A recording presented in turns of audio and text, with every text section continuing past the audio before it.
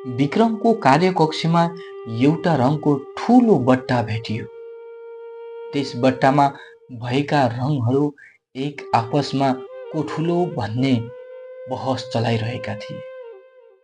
रातो रङले फुर्तीका साथ भन्यो, म यहाँको प्रमुख हुँ।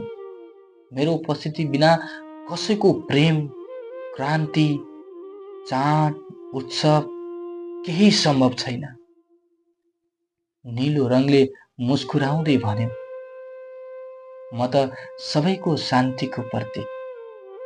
आकाश र समुद्रले समेत मलाई नै खोजिरहेका हुन्छन्।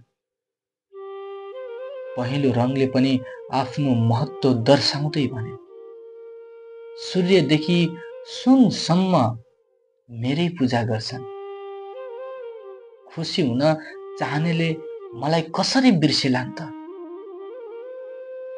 हरियो रङले यताउता हेर्न अनुरोध गर्दै भन्यो, म त प्रकृति हुँ, जीवन हुँ। म नभए यो जगतमा कुनै प्राणी रहला र?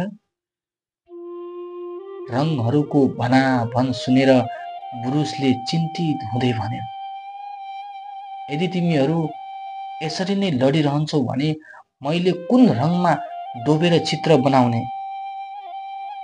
चित्र त अधुरै हुन्छ। ब्रुसको कुरा रङहरूले वास्तै गरेनन्। उनीहरू झगडा गर्दै रहे।